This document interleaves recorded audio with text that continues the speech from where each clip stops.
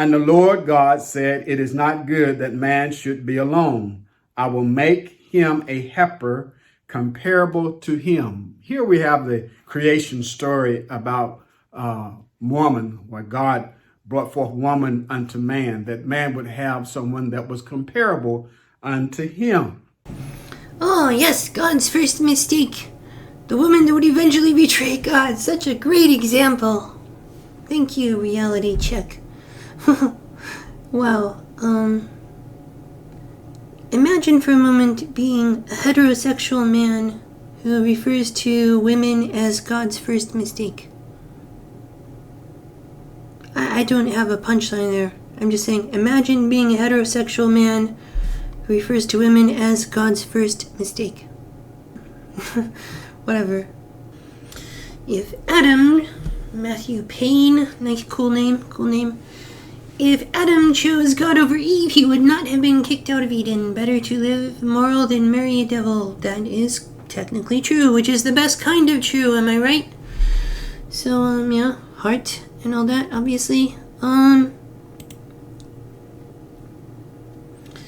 So here's the thing. God did not tell Adam to be a MGTOW, okay?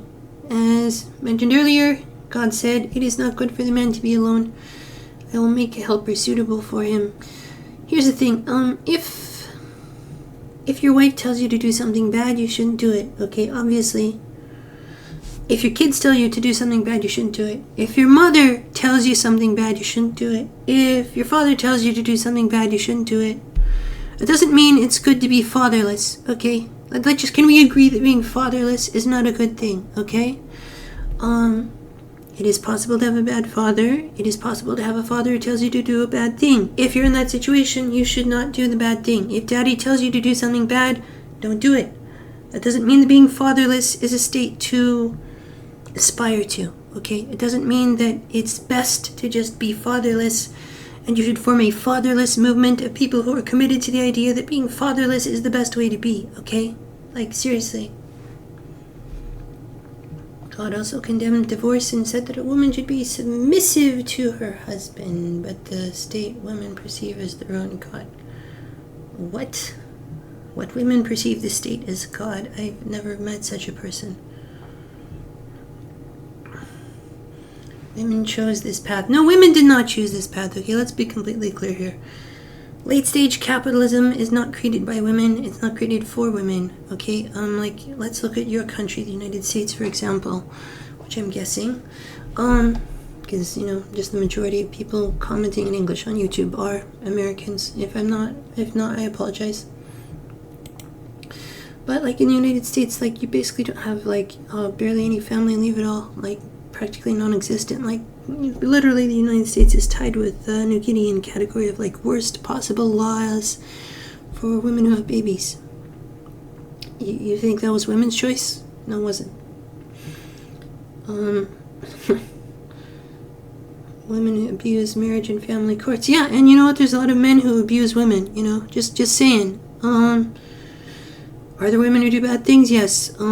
If you're not aware of the fact that men, the gender who is the majority of people who severely beat up their spouses. I mean, it gets, if you look at domestic abuse stats, the problem is sometimes that they'll get into being slapped is technically a domestic abuse, but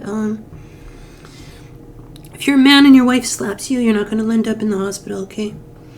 If you're a woman and your man beats you up and breaks a rib and, maybe ruptures your spleen and that kind of stuff, which is a real thing that can happen to women who are abused, you end up in the hospital if you're not dead, which is another thing. A lot of men actually kill the women they're with, and a significant number of women who get divorced are with men who are really bad.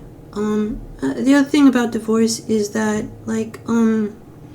people say that, X percentage of marriages end in divorces, but that's not really true. It's being distorted by the fact that there's lots of people who, people like Donald Trump, for example, good example. People who get married and divorced multiple times.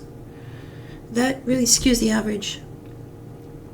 The majority of people who get married with the best intentions, intending to have a long-lasting monogamous relationship with one person, with neither of them planning on just replacing the other after a couple of years because they want a newer one, like, trading in a used car or something.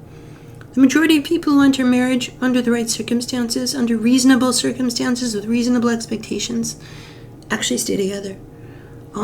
That's the majority, okay? The divorce rate is driven way up by people who, are just, terrible people who, just, have no respect for the institution of marriage. And a lot of those people are men. And, even when the women are the ones who initiate divorce, very often that's because the men are, cheating. That's an incredibly common factor in divorces initiated by women.